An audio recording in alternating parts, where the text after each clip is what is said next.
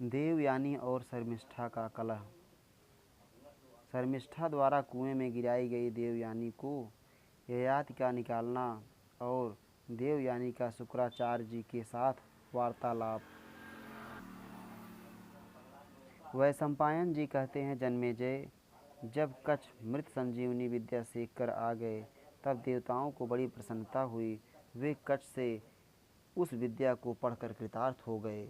फिर सबने मिलकर इंद्र से कहा, पुरंदर, अब आपके लिए पराक्रम करने का समय आ गया है। अपने शत्रुओं का संहार कीजिए। संगठित होकर आए हुए देवताओं द्वारा इस प्रकार कहे जाने पर इंद्र बहुत अच्छा कहकर भूलोक में आए। वहाँ एक वन में उन्होंने बहुत सी स्त्रियों को देखा। वह वन चैत्र रथ नामक देवदान के समान मनोहर था।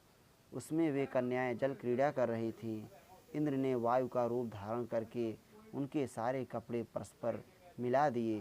तब वे सभी कन्याएं एक साथ जल से निकलकर अपने अपने अनेक प्रकार के वस्त्र जो निकट ही रखे हुए थे लेने लगी।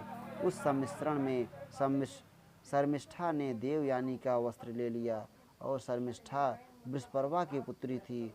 दोनों के वस्त्र मिल गए हैं, इस बात का उसे पता नहीं था। राजेंद्र, उस समय वस्त्रों की अदला बदली को लेकर देवयानी और शर्मिष्ठा दोनों में वहाँ परस्पर बड़ा भारी विरोध खड़ा हो गया। देवयानी बोली, अरे दानव की बेटी, मेरी शिष्या होकर तू मेरा वस्त्र कैसे ले रही है? तू सज्जनों के उत्तम आचार से शून्य है, अतः तेरा भला ना होगा। शर्मिष्ठा ने कहा, अरे मेरे पिता बैठे हों या सो रहे हों, उस समय तेरा पिता विनयशील सेवक के समान नीचे खड़ा होकर बार बार बंदी जनों की भांति उनकी स्तुति करता है। तू भिखमंगे की बेटी है, तेरा बाप स्तुति करता और दान लेता है।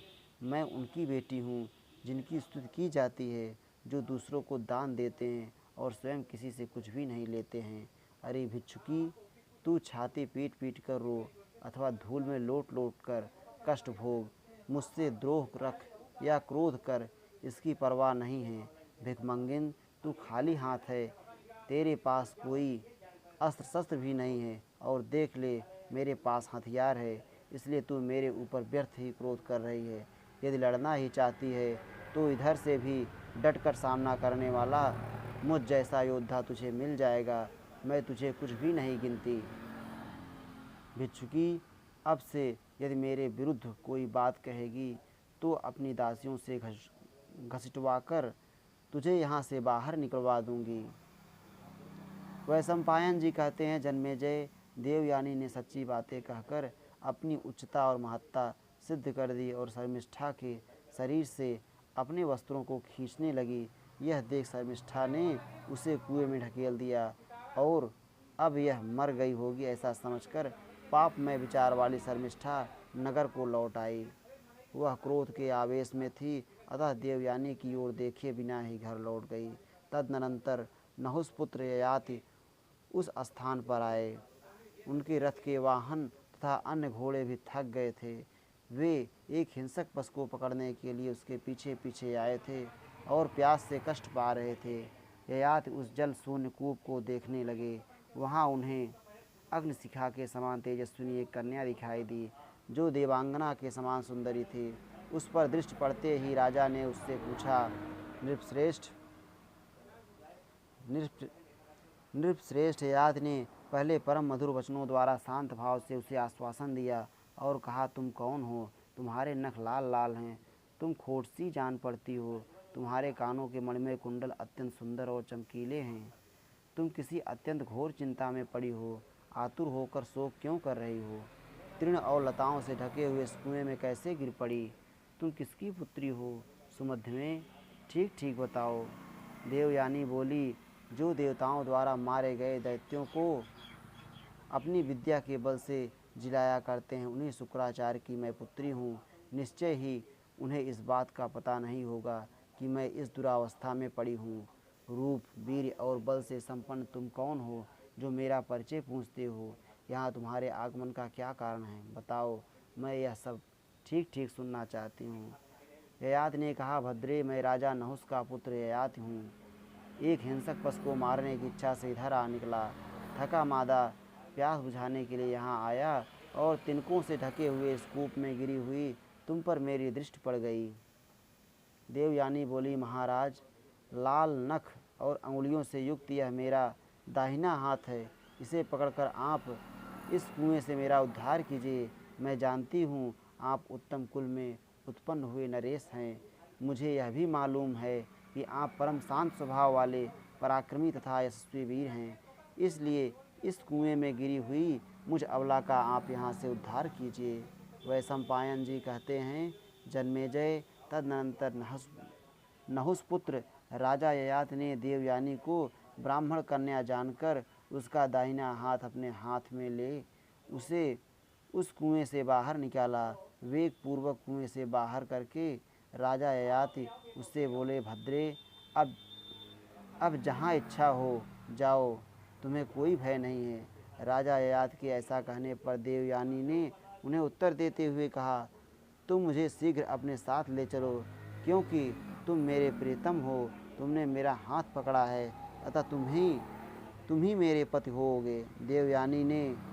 देवयानी के ऐसा कहने पर राजा बोले, भद्रे, मैं क्षत्रिय कुल में उत्पन्न हुआ हूँ और तुम ब्राह्मण कन्या हो, अतः मेरे साथ तुम्हारा समागम नहीं होना चाहिए। कल्याणी, भगवान शुक्राचार्य संपूर्ण जगत के गुरु हैं और तुम उनकी पुत्री हो, अतः मुझे उनसे भी डर लगता है। तुम मुझ जैसे तुच्छ पुरुष के योग्य कदापि नहीं हो। देवयानी बोली, नरेश्वर, यदि तुम मेरे कहने से आज मुझे साथ ले जाना नहीं चाहते तो मैं पिताजी के द्वारा भी तुम्हारा ही वर्ण करूँगी। फिर तुम मुझे अपने योग्य मानोगे और साथ ले चलोगे। वैशंपायन जी कहते हैं, तदनंतर सुंदरी देवयानी की अनुमति लेकर राजा ययाति अपने नगर को चले गए। नहुसनंदन, ययाति के चले जाने पर सती साध्वी देवयानी आर्त भाव से रोती हुई कहीं किसी वृक्ष का सहारा लेकर खड़ी रहीं। जब पुत्री के घर लौटने में विलम्ब हुआ तब शुक्राचार्य ने धाय से कहा, धाय, तू पवित्र हास्य वाली मेरी बेटी देवयानी को शीघ्र यहाँ बुला ला। उनके इतना कहते ही धाय तुरंत उसे बुलाने चली गई। जहाँ जहाँ देवयानी सखियों के साथ गई थी वहाँ वहाँ उसका पदचिन्ह खोजती हुई धाय गई और उसने पूर्वोक्त रूप से श्रम पीड़ित एवं दीन होकर रोती हुई देवयानी को देखा। तब धाय ने पूछा, भद्रे, यह तुम्हारा क्या हाल है? शीघ्र बताओ, तुम्हारे पिताजी ने तुम्हें बुलाया है। इस पर देवयानी ने धाय को अपने निकट बुलाकर शर्मिष्ठा द्वारा किए हुए अपराध को बताया। वह शोक से संतप्त हो अपने सामने आई हुई धाय घोड़िका से बोली। देवयानी ने कहा, घोड़िके, तुम वेग पूर्वक जाओ और शीघ्र मेरे पिता से कह दो, अब मैं वृषपर्वा के नगर में पैर नहीं रखूंगी। वैशंपायन जी कहते हैं, जन्मेजय, देवयानी की बात सुनकर घोड़िका का तुरंत असुरराज के महल में गई और वहाँ शुक्राचार्य को देखकर संभ्रमपूर्ण चित्त से वह बात बतला दी। महाभाग अपने महाप्राज्ञ शुक्राचार्य को यह बताया कि वृषपर्वा की पुत्री शर्मिष्ठा के द्वारा देवयानी वन में मृत तुल्य कर दी गई है। अपनी पुत्री को शर्मिष्ठा द्वारा मृत तुल्य की गई सुनकर शुक्राचार्य बड़ी उतावली के साथ निकले और दुखी होकर उसे वन में ढूंढने लगे। तदनंतर वन में अपनी बेटी देवयानी को देखकर शुक्राचार्य ने दोनों भुजाओं से उठाकर उसे हृदय से लगा लिया और दुखी होकर कहा, बेटी,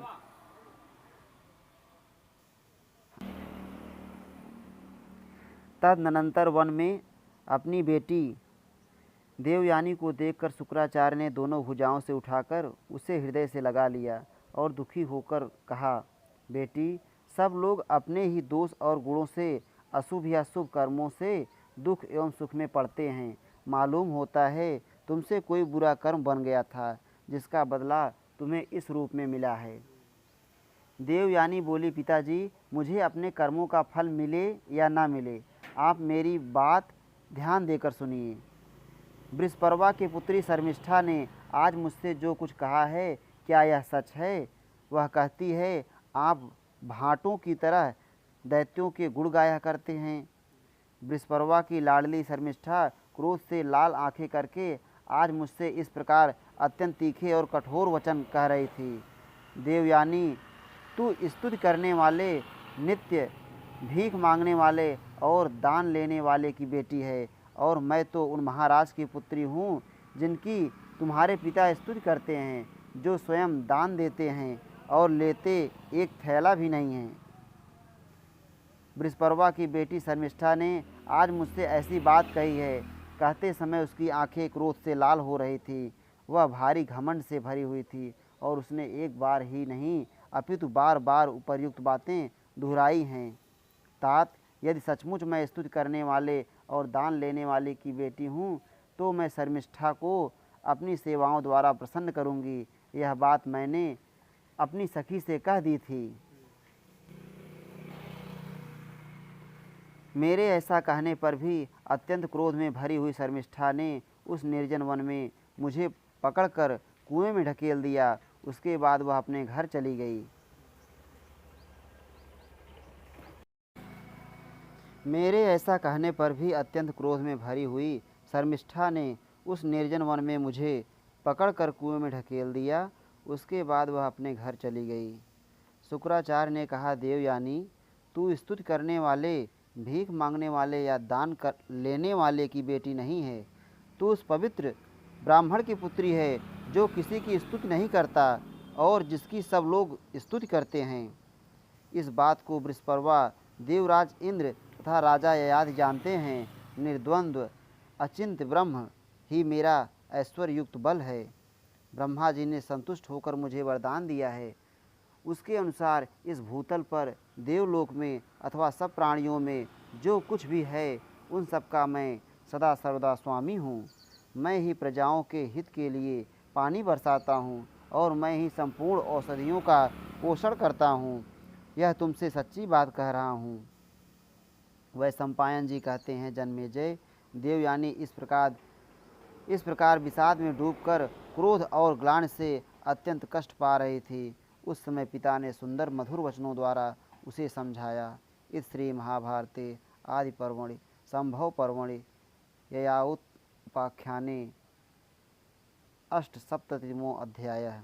इस प्रकार श्री महाभारत आदि पर्व के अंतर्गत संभव पर्व में ययायुत उपाख्यान विषयक 78वां अध्याय पूरा हुआ। श्री राधा वल्लभ लाल की जय।